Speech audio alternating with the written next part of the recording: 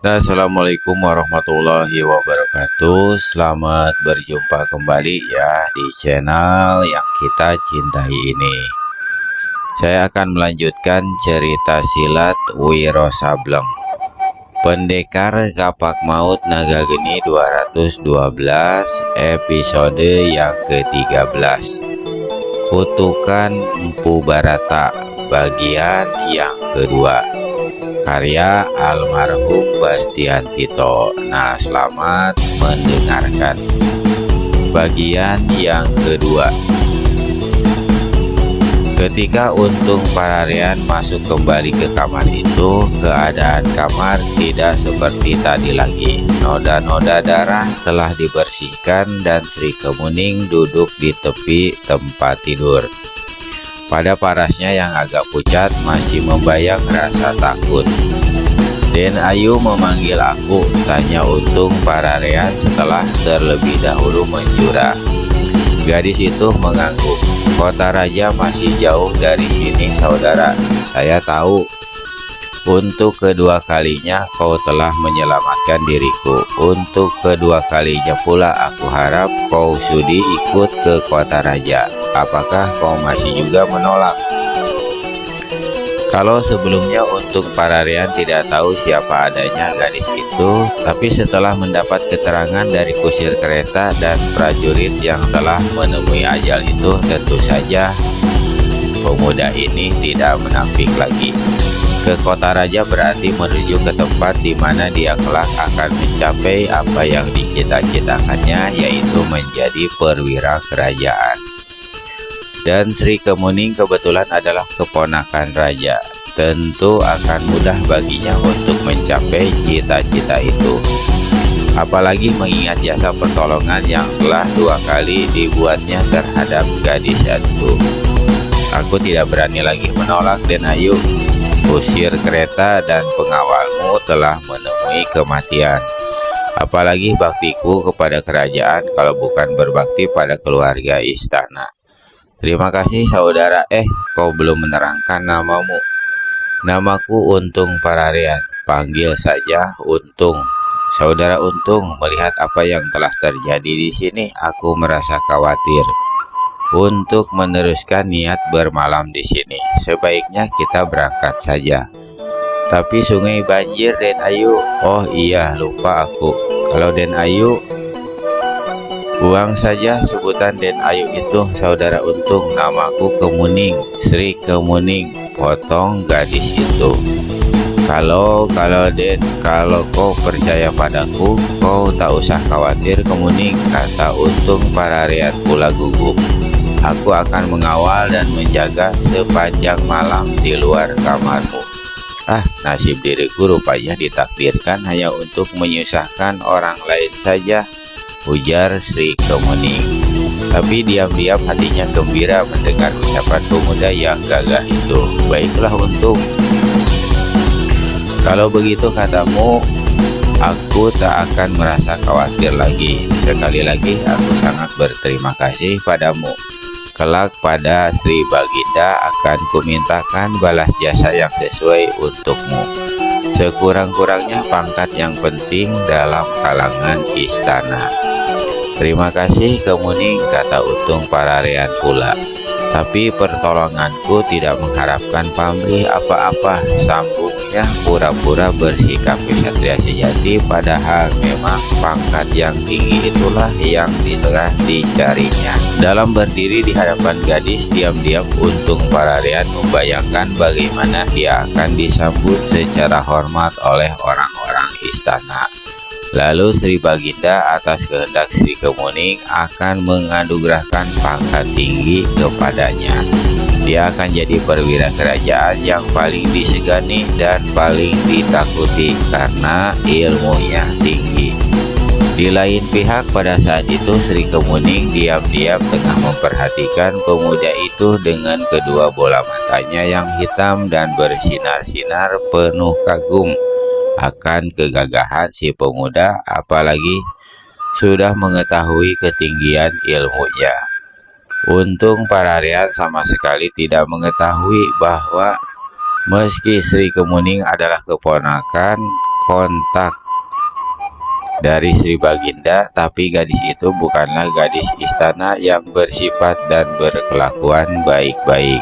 Kecuali Sri Baginda dan Permaisuri serta ayah dan ibu Sri Kemuning, semua orang di istana sudah tahu akan pritabiat gadis itu adalah memalukan. Seorang keluarga Sri Baginda bertabiat seperti Sri Kemuning, tapi apakah mereka mesti mengadu pada Sri Baginda?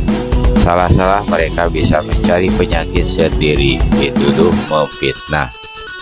Di lubuk hati Sri Kemuning saat itu, di balik pandangan matanya yang bersinar-sinar itu bergejolak satu hasrat kotor yang membuat darah di seluruh pembuluh tubuhnya laksana mendidih. Kening dan puncak hidungnya penuh oleh butir-butir keringat, sedang pandangan matanya semakin berani dan sikap duduknya semakin menantang. Keras benar angin dari luar sana, kata Sri Kemuning. Tolong tutupkan pintu itu, Untung. Baik, Den Kemuning. Untung Pararean melangkah ke pintu dan sambil menutup daun pintu, dia hendak keluar. Oh, maksudku aku tidak menyuruh kau keluar, Untung, kata Sri Kemuning pula ketika dilihatnya pemuda itu menutup pintu sambil hendak keluar. Tutupkan saja dari dalam sini. Untung Pararean masuk kembali ke dalam dengan perasaan heran. Ditutupnya pintu itu dari dalam. Ketika dia memutar tubuh, Sri Kemuning tersenyum padanya. Aneh senyum gadis itu di mata si pemuda. Berdesir darah Untung Pararean, berdebar dadanya sewaktu Sri Kemuning berkata, nanti malam kau akan mencapaikan diri mengawalku. Berarti siang-siang begini kau butuh istirahat, Untung. Aku rasa begitu. Nah, kau boleh beristirahat di sini, Untung. Biar aku cari kamar yang lain saja, Kemuning. Sri Kemuning tertawa seraya berdiri dari tempat tidur. Dia berkata, mengapa kau harus menyusahkan diri saja, Untung? Kau istirahat di sini sambil bicara-bicara denganku. Kau tahu aku orang yang paling senang bercakap-cakap. Perasaan aneh mula-mula yang ada di diri Untung Pararean kini berubah menjadi satu prasangka adanya maksud-maksud yang tidak senonoh dari gadis itu. Tapi seorang keluarga istana, seorang keponakan raja yang terhormat mempunyai sifat begitu rupa. Sementara Untung Pararean berdiri mematung di tengah kamar itu, Sri Kemuning datang melangkah mendekatinya. Goyang pinggulnya yang dibuat-buat, senyumnya yang menawan, dan sinar matanya yang mengundang memukau Untung Pararean.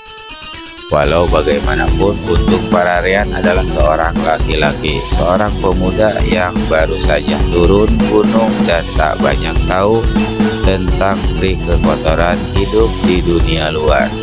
Apalagi cara-cara untuk menjauhkan semua kekotoran itu. Meski mula-mula hatinya bingung bercampur takut menghadapi sikap Sri Kemuning, namun ketika gadis itu memeluknya dan menyandarkan kepalanya ke dada, Untung Pararean mulai memberikan reaksi sebagai seorang pemuda yang berdarah panas. Dirangkulnya tubuh darah itu erat-erat dalam gejolak nafsu yang seumur hidupnya baru kali itu dirasakan oleh Untung Pararean. Namun sesaat kemudian kambuh lagi rasa khawatirnya. Kemuning, kalau pemilik penginapan memergoki kita berdua-dua begini, kita bisa celaka. Sri Kemuning tertawa merdu, rasa digelitik liang-liang telinga pemuda itu. Tambah terangsang darah mudanya mendengar suara tertawa itu. Dia tahu siapa aku, Untung, dan dia juga tahu apa yang bakal menimpanya jika berani-beranian turun tangan. Aku sanggup menyuruh tutup penginapan dan rumah makannya. Bahkan lebih dari itu, aku bisa menjebloskan dia dalam penjara. Untung Pararean yang tahu bahwa Sri Kemuning adalah keponakannya Sri Baginda, dengan sendirinya mempercayai ucapan gadis tersebut. Karenanya lenyaplah kekhawatirannya dan kembali keberanian membuat nafsunya mengumbar. Gadis itu dipeluknya erat-erat hingga Sri Kemuning merintih antara kesakitan dan kenikmatan. Ada kira-kira sepeminuman teh, kedua makhluk itu berpagut-pagutan di tengah kamar itu. "Kakiku letih Untung," bisik Sri Kemuning. "Gendong aku ke tempat tidur," pintanya lirih. Gumam Untung Pararean. Sesaat kemudian keduanya pun telah berada di tempat tidur, berpagut dan berguling seperti sepasang ular. Dan memang mereka tak ubahnya seperti binatang saja saat itu, seperti binatang yang tanpa pakaian. Ketika hari telah senja, Untung Pararean masih juga berdiri termenung di depan rumah makan.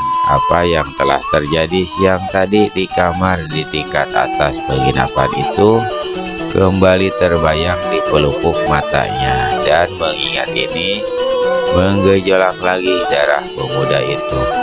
Seumur hidupnya baru kali itu dia mengenal perempuan, dan perkenalan yang pertama kali itu sungguh luar biasa sekali. Luar biasa bagi Untung Pararean meskipun Sri Kemuning sudah tidak perawan lagi. Bila malam tiba dan kegelapan memasuki sekitar rumah makan itu, Untung Pararean ingat bahwa sudah saatnya dia berjaga-jaga di sekitar kamar Sri Kemuning. Bukan tidak mustahil orang-orang jahat, terutama sepasang golok maut, akan muncul kembali untuk menuntut balas. Tingkat atas rumah penginapan diselimuti kesunyian. Di beberapa kamar kelihatan nyala lampu. Satu di antaranya adalah kamar Sri Kemuning. Untuk sesaat lamanya, Untung Pararean berdiri di depan pintu kamar itu. Kembali teringat olehnya apa yang telah terjadi di dalam kamar tersebut siang tadi. Tubuh telanjang Sri Kemuning yang keringatan, pelukannya yang ketat lihat, napasnya yang memburu, dan gigitannya yang berurang-urang pada kulit dadanya. Semuanya teringat lagi sewaktu hendak ditinggalkan hadapan pintu kamar menuju ke ujung langkan di tingkat atas itu. Tiba-tiba saja pintu kamar terbuka. Sri Kemuning memunculkan kepalanya. Dia terkejut melihat seorang berdiri di depan pintu, namun keterkejutannya itu segera berubah menjadi kegembiraan ketika dia mengenali bahwa yang berdiri itu adalah Untung Pararean. "Terkejut?" tanya Untung Pararean menegur. Mata liar meneliti paras Sri Kemuning. Gadis ini baru saja habis bersolek hingga parasnya lebih segar dan lebih cantik. Ditambah lagi saat itu dia mengenakan pakaian yang bagian dadanya terbuka lebar hingga kedua pangkal buah dadanya jelas kelihatan tersembul keluar, membuat Untung Pararean jadi belingsatan tak karuan. "Ah, aku kira siapa?" ujar Sri Kemuning sambil melontarkan senyum genit. Kau sudah mulai berjaga-jaga sesiang ini?" "Ya, aku khawatir kepala rampok itu akan muncul lagi membawa anak buahnya." "Ah, betapa senangnya mempunyai seorang pengawal yang setia sepertimu ini, Untung," kata Sri Kemuning pula dengan tertawa cerah, lalu berdiri di tepi terali langkan di tingkat atas itu. Gelap dan hitam saja pemandangannya di sini, dan banyak nyamuk pula. Dipalingkannya kepala pada Untung Pararean, lalu dipegangnya lengan pemuda itu hingga hasrat yang menyesak-nyesak di darah si pemuda kembali membuat sekujur tubuhnya panas dingin laksana orang diserang demam malaria. Diremasnya tangan gadis itu untuk sesekali mereka saling berpandangan. Hasrat hati untuk kembali mengulang apa yang telah mereka lakukan siang tadi kentara terbayang di bola mata masing-masing. Untung Pararean tak dapat menahan hatinya lagi saat itu. Diulurkannya tangannya hendak memeluk Sri Kemuning, tapi dia kecewa karena gadis itu mengelak. "Jangan di luar sini, Untung," bisik cacing Sri Kemuning. Ditatapnya pemuda itu sebentar, digoyangkannya kepala ke arah pintu lalu masuk ke kamar tanpa menguncikan daun pintu. Untung Pararian berdiri mematung sejenak lamanya. Dia memandang ke dalam kamar lewat pintu yang terbuka dan dilihatnya Sri Kemuning berdiri di hadapan sebuah kaca besar, menanggalkan pakaiannya satu demi satu. Laksana gila, Untung Pararian menghambur masuk ke dalam kamar itu. Sesaat kemudian keduanya sudah berada di atas tempat tidur. Untung Pararian baru saja hendak meneduhi tubuh Sri Kemuning ketika di atas genteng terdengar suara tertawa bekakakan yang membuat kedua insan di dalam kamar itu sama-sama tersentak kaget. Hahaha, rupanya kalian berdua adalah bangsanya lonte-lonte bejat. Bagus sekali, teruskan niatmu mencari surga dunia itu, pemuda keparat. Bila sudah, aku menunggumu di halaman samping.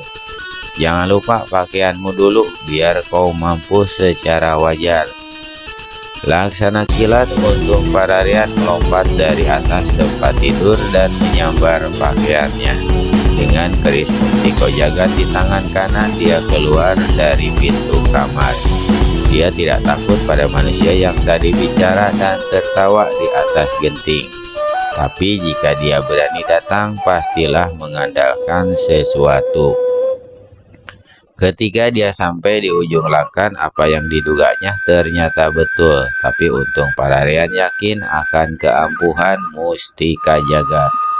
Maka tanpa ragu-ragu dia melompat turun dari samping yang gelap, hanya diterangi bintang-bintang rembulan dan sinar lampu yang terambas dari rumah makan dan penginapan. Suara bekakakan kembali mengumandang sewaktu Untung Pararian sampai di halaman samping itu. Hahaha, apakah sudah kau teruskan tidur dengan gadis itu? Kalau belum, berarti kau akan mampus penasaran, Untung Pararian.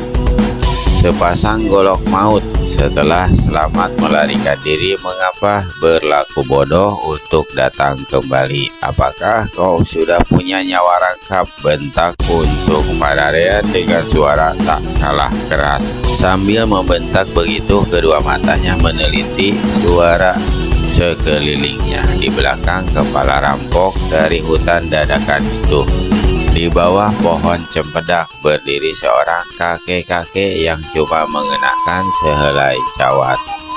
Tubuhnya kurus kering, tulang-tulangnya kelihatan bertonjolan hingga dia tak ubahnya seperti tengkorak hirup saja. Kakek-kakek ini berambut keriting pendek dan cuma memiliki sebuah mata. Matanya yang sebelah kiri hanya merupakan satu lubang hitam yang besar dan mengerikan. Yang luar biasa dari orang yang kulitnya berwarna hitam ini ialah kedua matanya yang teramat panjang hingga sampai ke betis.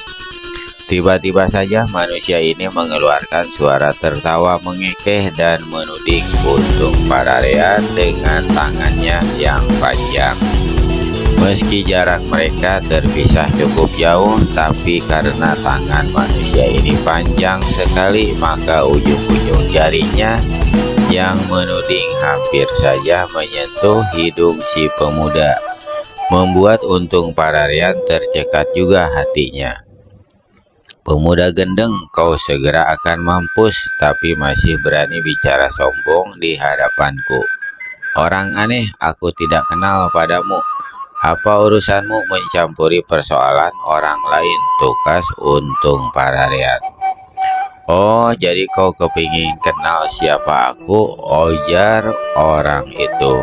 Aku yang buruk ini bernama Tunggul Gawe-Gawe. Orang-orang menggelariku iblis tangan panjang, dan kedoyananku cuma satu, yakni paling senang mencabut nyawa-nyawa macammu. Habis berkata begitu, manusia bercawat itu kembali tertawa mengekeh. Rupanya kau bangsa kawanan setan, pelayangan juga, ejek Untung Pararean. Manusia-manusia macammu memang pantas untuk jadi andalan rampok busuk ini. Aku tanya, apakah ada kawan kamanmu yang lain yang berada di sekitar sini? Sebaiknya lekas-lekas disuruh keluar agar bisa kulabrak sekaligus. Iblis tangan panjang. Baiklah, mari cepat-cepat saja kita bikin tamat riwayatnya. Ini pemuda anjing, seru sepasang golok maut. Hehehe. Untuk membereskannya, kenapa mesti berdua, menyahuti iblis tangan panjang. Biar aku sendiri yang menunjukkan jalan ke neraka padanya. Manusia ini melangkah ke hadapan Untung Pararean.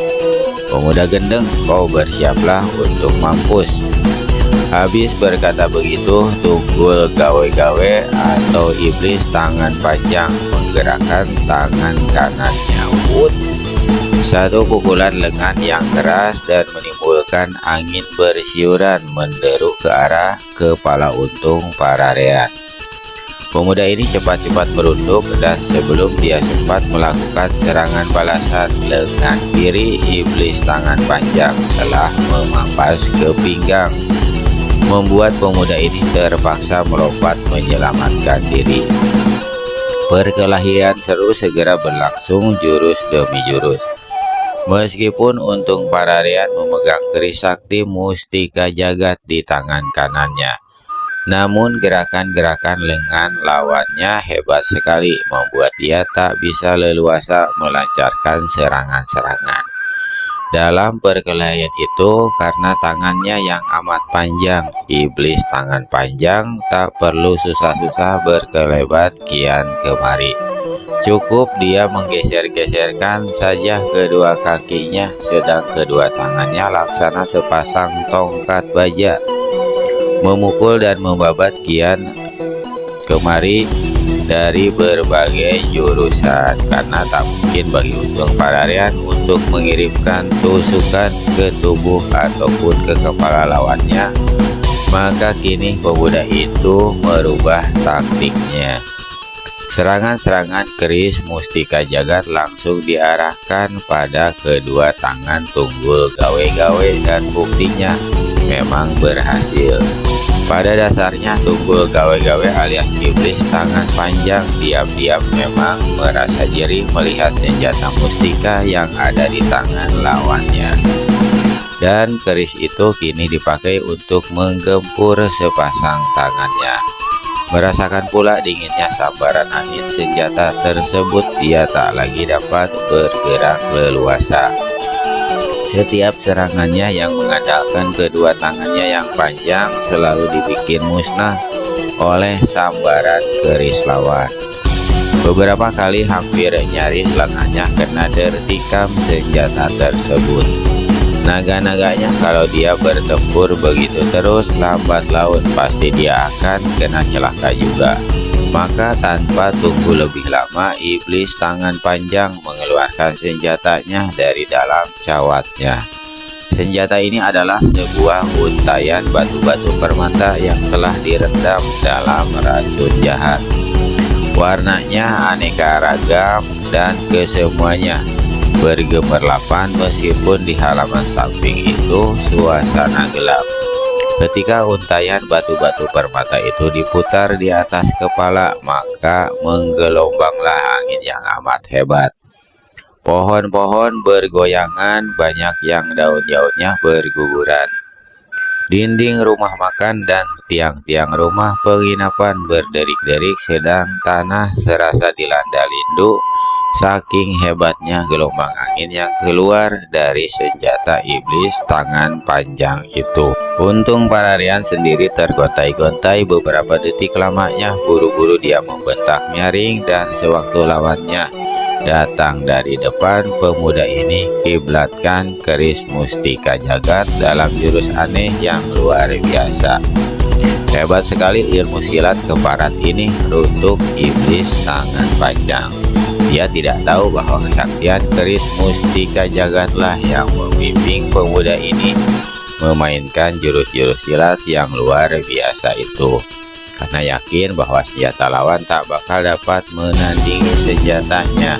Maka sewaktu bentrokan akan terjadi, iblis tangan panjang sengaja tidak menarik pulang untayan batu-batu permatanya.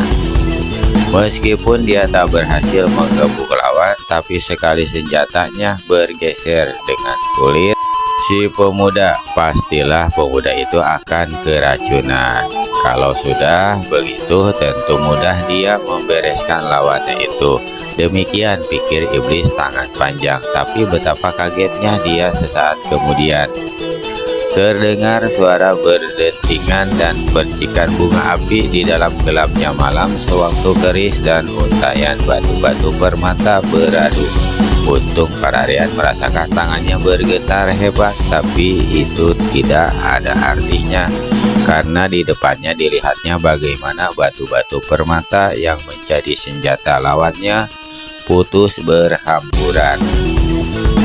Kaget iblis tangan panjang bukan alang kepalang. Jika senjatanya yang paling diandalkan bisa dibuat berantakan begitu rupa, ini sudah merupakan satu pertanda lebih baik dia angkat kaki dari situ daripada meneruskan perkelahian. Tapi untuk melakukan hal itu tentu saja dia merasa malu terhadap sepasang golok maut yang berada di tempat itu. Buntut-buntutnya dia cuman berseru untuk meminjam salah satu golok kepala rampok itu. Sambil memberikan salah satu golok besarnya, sepasang golok maut berseru, "Tunggul gawe-gawe, tak usah kau repot terlalu lama, aku akan bantu." Bantuan memang itulah yang diharapkan oleh iblis tangan panjang. Dengan nyali besar, kedua orang itu lalu mengeroyok Untung Pararian. Pemuda ini berkelebat cepat sekali. Bayang-bayang tubuhnya tertutup oleh sinar biru dari keris mustika jagat. Bagaimanapun iblis tangan panjang dan sepasang golok maut menggempur dan mengirimkan serangan dahsyat silih berganti, namun tiada gunanya.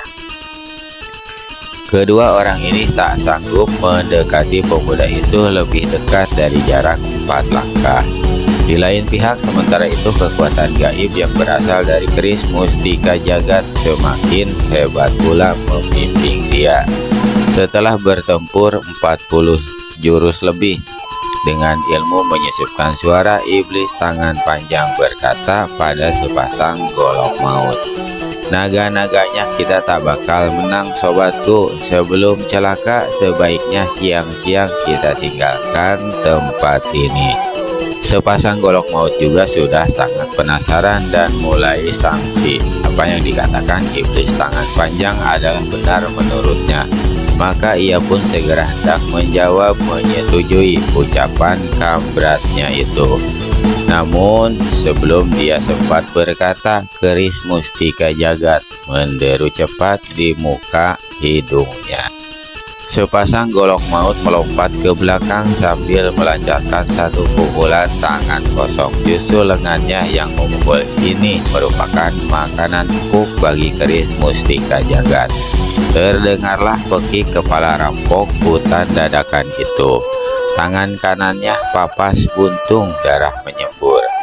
Saat itu juga racun keris mustika jagat yang amat berbahaya memasuki darahnya, menjalar dengan cepat ke seluruh pembuluh hingga sedetik kemudian sepasang golok maut meregang nyawa dengan tubuh matang biru.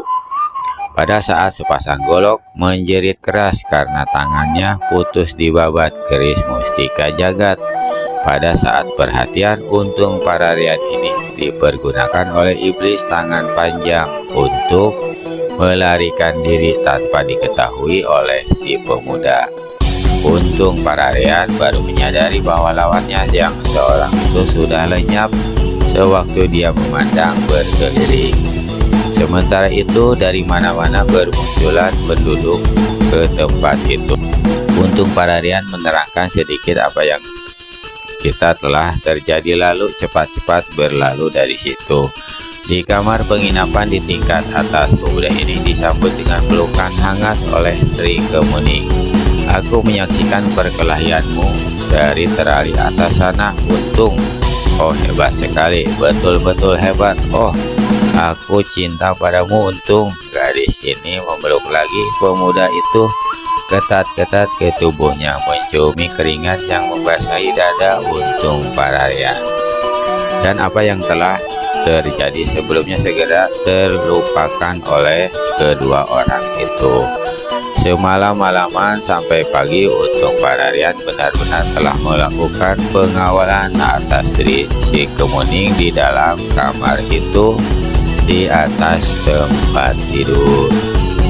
Keesokan harinya, kedua orang itu melanjutkan perjalanan ke kota raja. Untung Pararian bertindak sebagai kusir kereta merangkap pengawal. Menjelang tengah hari, mereka telah memasuki kota raja, langsung menemui Sri Baginda di istana. Bukan main kagetnya raja mendengar penuturan keponakannya. Di samping itu, raja merasa sangat gembira pula dan berterima kasih pada Untung Pararian karena telah menyelamatkan Sri Kemuning dari bahaya maut sampai beberapa kali.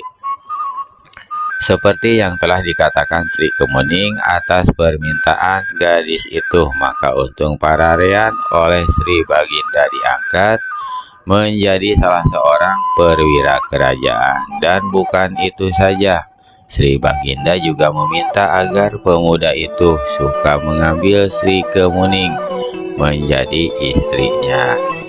Sebenarnya memang Untung Pararian sangat terpikat dan cinta pada Dara yang penuh daya tarik dan pandai merayu itu. Maka tanpa banyak cerita lagi, Untung Pararian menerima permintaan itu.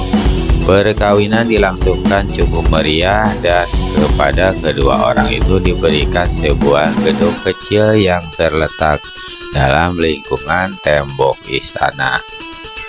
Beberapa tahun kemudian dari perkawinannya dengan Sri Kemuning, Untung Pararian dikaruniai seorang anak perempuan yang diberi nama Sri Lestari.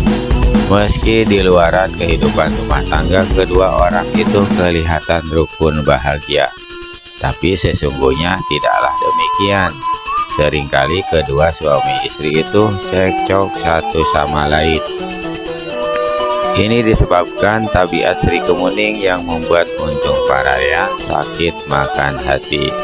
Seperti telah dituturkan sebelumnya, Sri Kemuning meskipun keponakan Sri Baginda, tapi bukanlah seorang perempuan baik-baik. Di antara sekian banyak keburukannya, yang paling terkenal di kalangan orang-orang istana ialah sifatnya yang mata keranjang.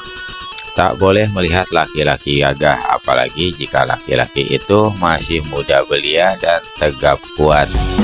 Telah berkali-kali Untung Pararian mendengar kabar bahwa jika dia sedang bertugas ke tempat jauh, istrinya itu sering pergi ke tempat beberapa orang pemuda. Bahkan seorang di antara pemuda-pemuda itu pernah beberapa kali disuruhnya datang ke gedungnya dalam lingkungan istana itu.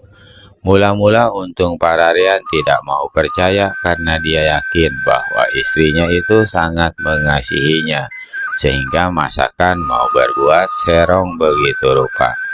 Namun pada satu hari dia dihadapkan pada satu kenyataan yang dibuktikannya sendiri. Pada masa itu kerajaan tengah menghadapi beberapa pemberontakan kecil di bawah pimpinan beberapa perwira kerajaan termasuk Untung Pararian. Pasukan kerajaan berhasil menumpas pemberontak-pemberontak tersebut. Meskipun belum keseluruhan pemberontakan berhasil dimusnahkan, namun untuk sementara bahaya yang mengancam kerajaan boleh dikatakan tidak ada. Namun demikian, tidak seorang pun dari perwira-perwira kerajaan yang mengetahui bahwa satu kekuatan besar kaum pemberontak yang berpusat di kaki Gunung Lawu tengah merencanakan penyerbuan besar-besaran ke kota raja. Demikianlah, karena merasa keadaan sudah cukup aman, maka Untung Pararian bersama pasukan kembali ke kota raja. Rindunya terhadap anak istrinya membuat dia begitu selesai memberi laporan pada Sri Baginda, cepat-cepat kembali ke tempat kediamannya dan langsung menuju ke kamar. Begitu pintu kamar terbuka, terkejutlah Untung Pararean melihat bagaimana istri yang sangat dicintainya itu telah melakukan perbuatan mesum dengan seorang pemuda. Pemuda itu bukan lain adalah salah seorang pengawal gedungnya, jadi masih merupakan anak buahnya sendiri. Gelaplah pemandangan Untung Pararean, keris Mustiko Jagat segera dihunusnya. Sri Kemuning menjerit sewaktu menyaksikan bagaimana pemuda yang tidur bersamanya itu roboh dilanda tikaman yang pertama, menyusul tikaman yang kedua, ketiga, keempat, dan seterusnya hingga sekujur tubuh pemuda itu laksana daging cincangan lumat membanjiri darah. Untung Pararean masih akan terus menusuki tubuh pemuda yang sudah tak bernyawa itu jika seandainya saat itu 5 orang prajurit kepala dan 4 orang perwira tidak masuk menyerbu ke dalam kamar dan memeganginya. "Lepaskan aku, lepaskan!" teriak Untung Pararean menggeledak. Dajjal perempuan itu juga harus mampus, harus mampus. Tapi seorang perwira berhasil merampas keris Mustiko Jagat. Hingga dikejap itu lenyaplah kekuatan yang ada di diri Untung Pararean. Orang perwira lain segera menotok tubuhnya, sementara Sri Kemuning sendiri sudah melarikan diri dari kamar itu. Apa yang telah terjadi itu menghebohkan seluruh istana. Tapi semua orang tak bisa memikirkan itu lebih lanjut, juga tak berusaha mencari tahu kemana Sri Kemuning bersama anak perempuannya melarikan diri, karena yang dipikirkan oleh semua orang saat itu ialah bahaya besar yang mengancam kerajaan. Kabar yang dapat dipercaya menyatakan bahwa bala tentara pemberontak yang berpusat di kaki Gunung Lawu telah bergerak menuju kota raja. Setiap kampung dan desa yang mereka temui pasti akan disamaratakan dengan tanah. Penduduk yang tidak berdosa, tak peduli apakah perempuan atau anak-anak, dibunuh secara kejam luar biasa. Demikian cepatnya pergerakan pasukan pemberontak ini hingga dalam tempo yang singkat saja hanya tinggal 3 hari perjalanan lagi dari kota raja. Kira-kira 1000 prajurit di bawah pimpinan 5 orang perwira kerajaan telah dikirim untuk menghancurkan kaum pemberontak. Mereka bertemu di suatu tempat yang terletak 2 hari perjalanan dari kota raja. Meski prajurit kerajaan berjumlah banyak dan dipimpin oleh perwira-perwira berkepandaian tinggi, namun jumlah prajurit pemberontak tidak pula sedikit. Dalam pada itu kaum pemberontak juga memiliki tokoh-tokoh silat kelas 1 hingga setelah bertempur selama setengah hari, kaum pemberontak berhasil memukul mundur bala tentara kerajaan. Ratusan prajurit kerajaan menemui kematian, 2 orang perwira tewas, 1 luka-luka parah, dan 2 lainnya tertangkap hidup-hidup. Ketika menerima kabar itu dari seorang kurir, cemaslah Sri Baginda. Orang satu-satunya yang sangat diharapkan oleh Sri Baginda ialah perwiranya yang paling tinggi ilmu kepandaiannya, yaitu Untung Pararean. Tapi sang perwira ini kini berada dalam keadaan menyedihkan. Sesudah mengalami peristiwa tempo hari itu, Untung Pararean menderita batin yang amat mendalam, terutama dikarenakan pada istrinya sejak kejadian itu tidak diketahui kemana perginya. Dan kepergiannya itu membawa serta anak perempuan yang amat dikasihi Untung Pararean. Demikian hebatnya penderitaan batin yang menimpa perwira itu hingga sifatnya pun sudah berubah seperti orang yang kurang ingatan. Sepanjang hari dia mengurung diri di dalam kamar dan menangis tiada henti. Kedua matanya telah bengkak dan sembab, pipinya telah cekung. Karena dia tak mau makan dan tak mau minum selama beberapa hari, maka keadaan tubuhnya pun makin lama makin kurus. Kadang-kadang di malam buta Untung Pararian menjerit-jerit, berteriak, memaki-maki. Tak seorang pun yang berani mendekatinya. Pernah satu kali seorang prajurit datang mengantar makanan dan air. Untung Pararian lalu mencabut keris Mustiko Jagat dan memburu prajurit itu. Karena di mata prajurit yang kurang ingatan ini, si prajurit tadi kelihatannya adalah pemuda yang telah tidur bersama istrinya dan telah dibunuhnya itu. Sementara keadaan Untung Pararian semakin parah, ancaman kaum pemberontak semakin kritis pula, karena pada waktu itu mereka cuma tinggal 1,5 hari perjalanan saja dari ibu kota. Dalam saat-saat yang menegangkan itu pula lah tiba-tiba saja muncul seorang kakek-kakek aneh di depan istana yang katanya ingin bertemu dengan Sri Baginda. Mula-mulanya pada pengawal menyangka kakek-kakek ini adalah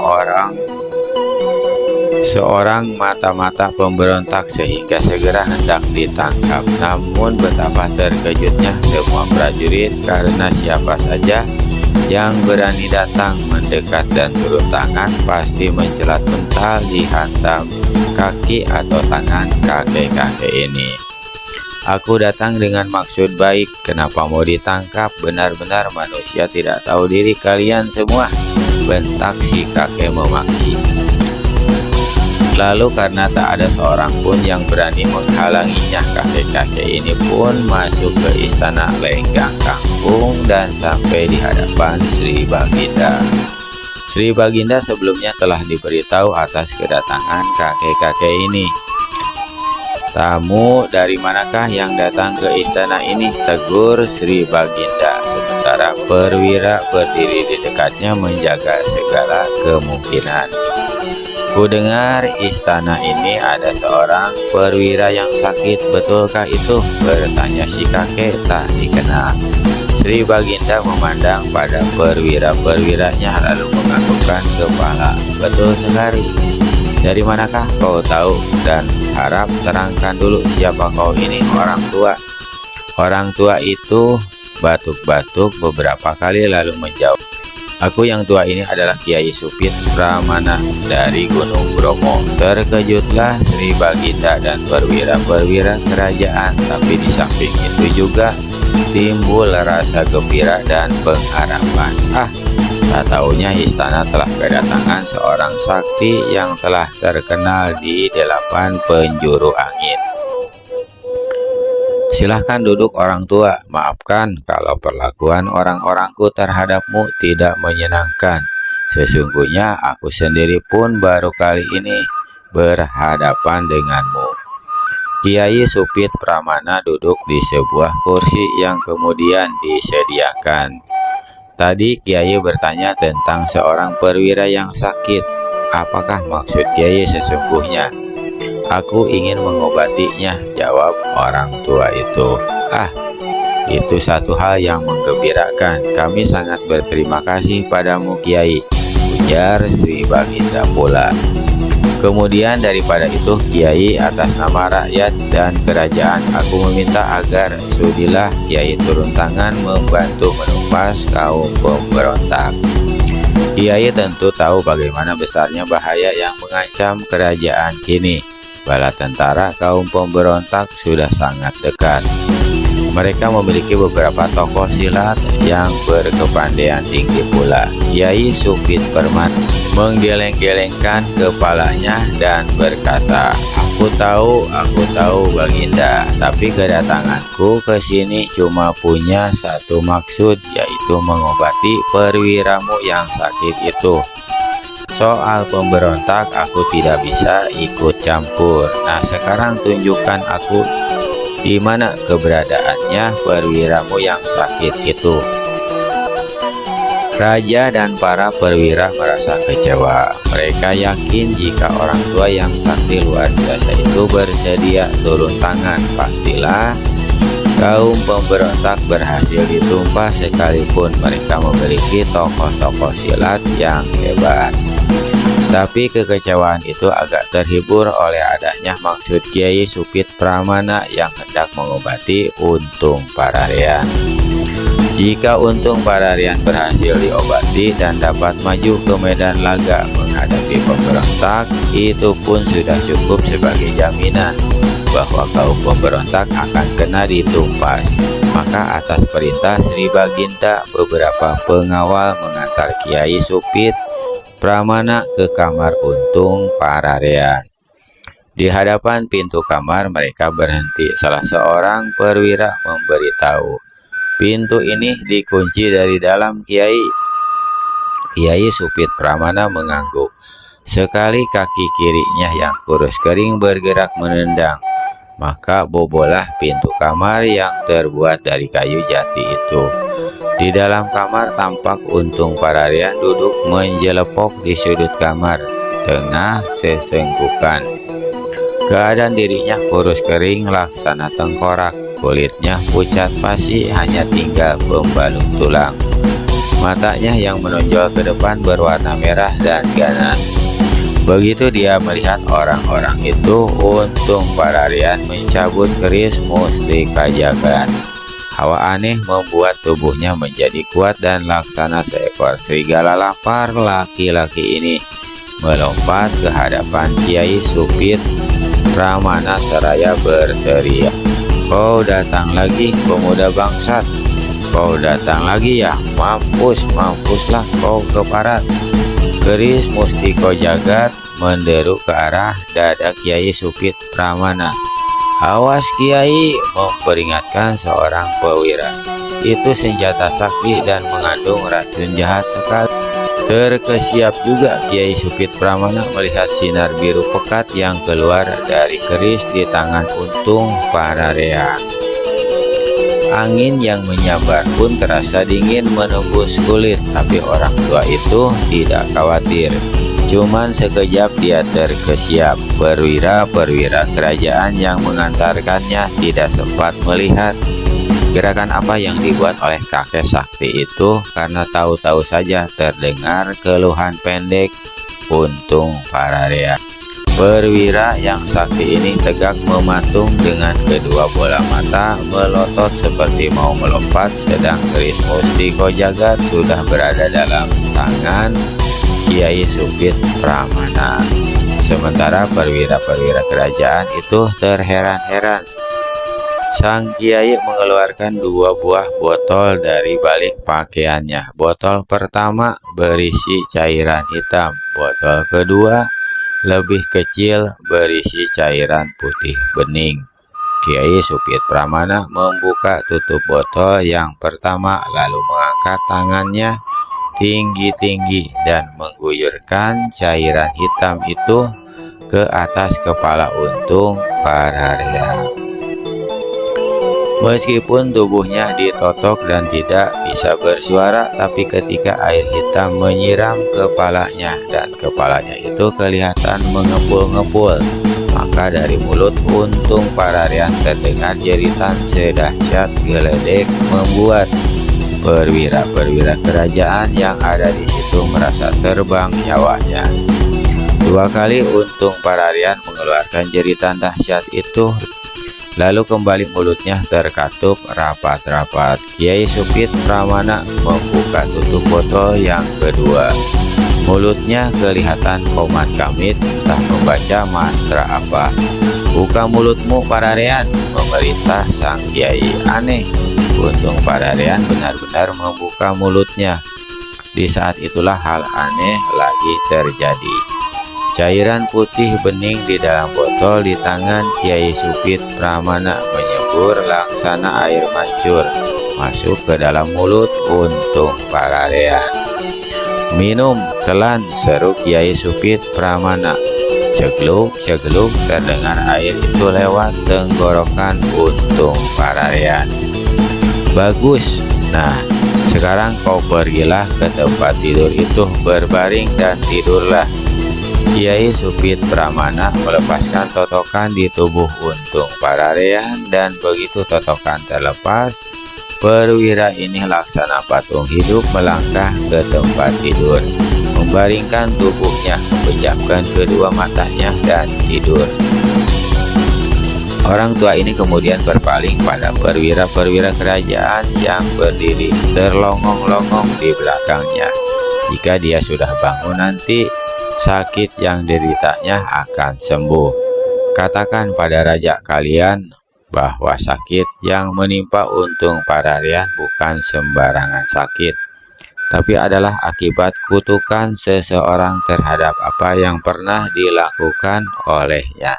Kutukan, mengulang salah seorang perwira. Yang terdengar sebagai jawaban hanya sambaran angin.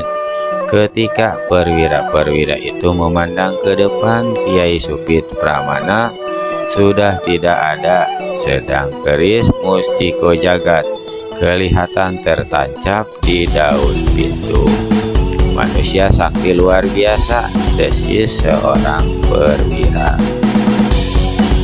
Kawan-kawannya hanya bisa menganggukkan kepala sambil leletkan lidah. Benar seperti yang dikatakan oleh Kiai Supit Pramana. Begitu Untung Pararean bangun dari tidurnya, keadaan dirinya berubah total. Otaknya telah pulih sehat seperti sedia kala, sehingga Sri Baginda benar-benar gembira dan bersyukur atas pertolongannya si kakek sakti dan aneh itu.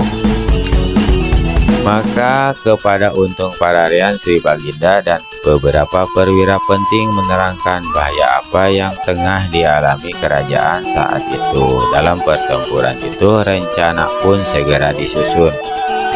Ketika sinar matahari mulai berkurang teriknya karena sudah rembang petang, maka dari pintu gerbang kota raja kelihatanlah serombongan besar bala tentara bergerak ke timur di bawah pimpinan seorang perwira yang menunggangi kuda hitam.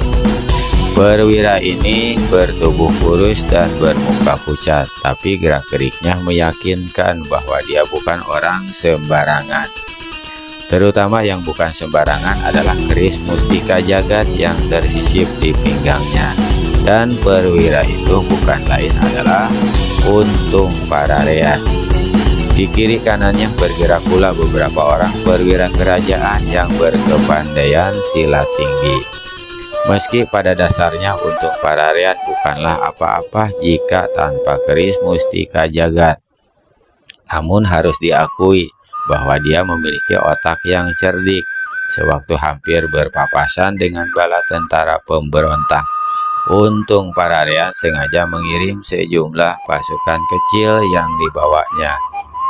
Sesudah terjadi pertempuran dengan jumlah pasukan yang lebih besar, Untung Pararean dan perwira-perwira lainnya segera mengurung kaum pemberontak, sehingga pemberontakan itu harus menghadapi musuh dari depan dan dari belakang. Amukan Untung Pararean jelaslah amukan keris Mustika Jagat. Memang bukan main hebatnya. Puluhan pemberontak menemui ajalnya di ujung keris sakti itu. Dua orang tokoh pemberontak yang berilmu tinggi mandi darah dan mati di tangan Untung Pararean. Dua tokoh lainnya coba mengeroyok perwira ini, namun mereka pun mengalami nasib yang sama, harus menyusul dua kawan mereka yang terdahulu. Sesudah pertempuran berkecamuk hampir 2 jam dengan banyak korban jatuh di pihak pemberontak, maka sisa-sisa yang masih tinggal di bawah seorang tokoh silat golongan hitam segera mengundurkan diri. Tapi Untung Pararean tak mau melepaskan tokoh pemberontak yang seorang ini. Dipacunya kuda hitamnya mengejar orang yang lain, yang kini sama sekali tak punya pimpinan barang seorang pun. Banyak yang lari pontang-panting. Ada juga yang menjauhkan diri, berlutut minta ampun. Untung Pararean tak mempedulikan mereka yang berlutut minta ampun itu. Semuanya dilabrak dengan tendangan-tendangan dan babatan keris hingga di tempat itu bertebaran lagi mayat-mayat kaum pemberontak. Dengan hati puas, Untung Pararian kembali kepada pasukannya. Justru dalam perjalanan kembali inilah tiba-tiba muncul satu sosok tubuh dari jurusan timur yang berlari laksana kilat. Mepapas larinya kuda hitam yang ditunggangi oleh Untung Pararian. Hingga binatang ini menghentikan larinya, meringkik keras-keras dan menaikkan kedua kakinya ke udara tinggi-tinggi. Hampir saja membuat Untung Pararian terpelanting. "Jahanam dari mana yang minta mampus ini?" teriak Untung Pararian menggeledak. Sebagai jawaban terdengar suara mendengus. "Untung Pararian, manusia rendah hina dina. Sebelum kau mampus, ada baiknya ku beritahu dulu siapa aku adanya." Orang yang berkata ini seorang tua renta bertubuh bungkuk, rambutnya aut-autan dan menyebar bau busuk. Kuku-kuku tangannya panjang-panjang dan hitam. Dia mengenakan sebuah jubah putih yang amat dekil dan penuh tambalan. Tubuhnya kurus kering, lebih kurus dari Untung Pararian sendiri yang keadaannya sudah seperti jerangkong itu. Mukanya yang buruk tambah tidak sedap dipandang karena adanya bopeng-bopeng. "Aku Gambir Seta, orang-orang menggelariku pengemis muka bopeng." "Hanya seorang pengemis," ejek Untung Pararian. "Aku tak ada urusan dengan manusia macammu, dan juga jangan-jangan belas kasihanmu untuk memberi uang sekalipun cuma sepeser." Orang tua yang mengaku bergelar pengemis sakti muka bopeng itu tertawa aneh. Orang yang mau mampus biasanya memang suka bicara tak karuan macam kau. Manusia bermuka tahu tertimpa hujan, menghindarlah kalau tak mau kulabrak dengan kaki-kaki kuda, ancam Untung Pararian. Sementara dilihatnya beberapa orang perwira dan prajurit-prajurit bergerak ke arahnya. "Mau labrak? Silahkan. Aku mau lihat sampai di mana kehebatan manusia yang telah membunuh adik kandungku," kata pengemis sakti muka bopeng pula. Terkejut Untung Pararian mendengar ucapan orang tua itu. "Apa katamu? Adikmu yang mana yang telah kubunuh? Katakan lekas. Apakah kau juga salah seorang cecunguk pemberontak?" "Kau memaki pemberontak-pemberontak itu, Pararian. Jangan terlalu jauh melupakan dirimu sendiri. Perwira, ketahuilah, kau lebih hina, lebih busuk dari pemberontak-pemberontak itu." "Kurang ajar, kau benar-benar inginkan mampus rupanya," teriak Untung Pararian marah. Disentakannya tali kekang kudanya. Binatang itu melompat ke muka menerjang pengemis sakti muka bopeng. Tapi apa yang terjadi kemudian sungguh luar biasa. Dengan kedua tangannya, pengemis sakti muka bopeng menangkap kaki-kaki depan kuda hitam itu. Disertai dengan bentakan setinggi langit, kedua tangannya digerakkan. Maka melayanglah kuda hitam itu sejauh 8 tombak. Untung Pararian sendiri kalau tidak lekas-lekas melompat pasti akan mendapat selangkah pula. Untung saja dia sempat mencabut keris Mustiko Jagat, hingga dengan mengandalkan hawa sakti senjata itu dia melayang enteng ke tanah. Dan begitu berhadapan dengan si orang tua, langsung saja mengirimkan satu tusukan kilat yang mematikan ke arah tenggorokan. Hahaha. "Inilah dia keris Mustika Jagat yang kau curi dari adikku. Kau harus mengembalikannya padaku, manusia keparat." Rasa terkejut yang amat sangat membuat Untung Pararian menarik serangannya. "Apa katamu? Apa hubunganmu dengan Empu Barata? Aku kakaknya, dan aku yang akan menagih hutang nyawa itu. Tapi tidak, aku tak akan membunuhmu. Kematian terlalu bagus bagimu." terlalu enak. Aku akan biarkan kau tetap hidup, tapi hidup dengan menderita lahir batin. Lebih hebat dari penderitaanmu yang sudah-sudah. Habis berkata begitu, pengemis sakti muka Bopeng menekuk kedua lututnya. Sesaat kemudian tubuhnya pun melesat ke muka. Tapi pada saat itu, dari samping datang sambaran senjata membawa serangan pengemis sakti muka Bopeng. Manusia ini menggeram dan berbalik. Ternyata 3 orang perwira telah sampai di situ dan sama-sama mencabut pedang menyerang si pengemis.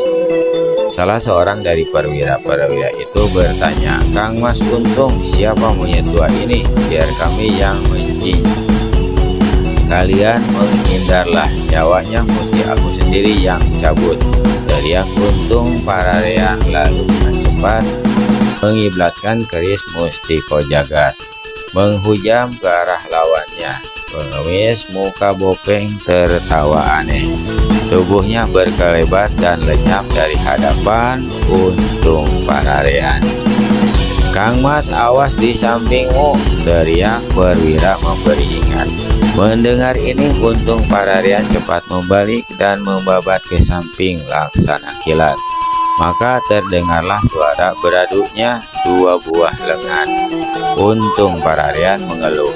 Tubuhnya terhuyung-huyung sampai 8 langkah ke belakang. Lengannya yang kena dipukul sakti bukan main, merah dan bengkak. Masih untung keris Mustiko Jagat tidak terlepas dari tangannya. Di lain pihak, pengemis sakti muka Bopeng juga terkejut mendapatkan bagaimana tangannya tergetar keras dan linu. Tapi dia tahu bahwa itu bukanlah berkat kehebatan tenaga dalam atau kesaktian si pemuda, melainkan hawa kekuatan sakti yang keluar dari keris Mustiko Jagat. Maka satu-satunya jalan untuk menyelesaikan pertempuran itu dengan lekas adalah merebut Mustiko Jagat dari tangan Untung Pararean. Jurus kedua kembali pengemis sakti muka Bopeng yang membuka serangan. Ujung lengan jubahnya yang sebelah kanan dikebutkan. Satu gelombang angin laksana topan prahara menderu menyambar Untung Pararean. Pemuda itu kiblatkan keris Mustiko Jagat dari kiri ke kanan. Sinar biru memapas serangan angin dahsyat dari Gambir Seta alias pengemis sakti muka Bopeng. Terdengar suara berdentung. Debu pasir serta batu-batu kerikil berterbangan. Bumi laksana dilanda lindu. Untung Pararean mengeluarkan suara tertahan sewaktu merasakan keris Mustiko Jagat terlepas dari tangannya. Dia coba melompat untuk menjangkau senjata itu, tapi dia tak sadar. Sewaktu Mustiko Jagat terlepas dari tangannya, maka segala kesaktiannya yang dimilikinya dengan serta-merta lenyap. Lompatannya tak ubahnya seperti lompatan seekor anak ayam. Jangankan untuk berhasil mendapatkan Mustiko Jagat kembali, bahkan saat itu satu tendangan melanda di pinggulnya, membuat Untung Pararean melolong setinggi langit, mencelat sampai 7 tombak. Tubuhnya angsrok di tanah tanpa sadarkan diri lagi. "Manusia muka Bopeng keparat," teriak seorang perwira kerajaan. "Tubuhnya akan kutabas jadi 10 potong." Habis berteriak demikian, dia bacokkan pedangnya. 2 orang perwira serentak menyerbu pula hingga pengemis muka Bopeng terkurung 3 serangan pedang yang hebat ganas. "Perwira-perwira, aku tak punya permusuhan apa-apa dengan kalian. Jangan serang," seru pengemis sakti muka Bopeng seraya memasukkan keris Mustiko Jagat ke balik jubahnya.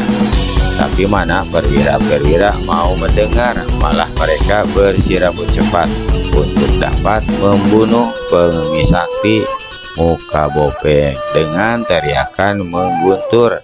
Pengemis muka Bopeng melompat setinggi 3 tombak. Jungkir balik di udara dan keluar dari kurungan ketiga pengeroyoknya. "Anjing busuk, kau mau kabur kemana?" 3 perwira kerajaan mengejar, sementara puluhan prajurit telah sampai pula, siap menunggu perintah untuk menyerbu. "Perwira-perwira dekil, jika kalian minta celaka, baiklah. Lihat bagaimana pengemis sakti muka Bopeng akan memberi pelajaran pada kalian." Habis berkata begitu, pengemis sakti muka Bopeng berkelebat. Tubuhnya lenyap dari pemandangan dan terdengarlah pekik ketiga perwira itu bersambung. Nah, paling segitu dulu aja teman-teman ya. Nanti akan kita lanjutkan lagi. Mohon maaf atas segala kekurangan. Terima kasih atas segala perhatian. Wabillahi taufiq wal hidayah. Wassalamualaikum warahmatullahi wabarakatuh.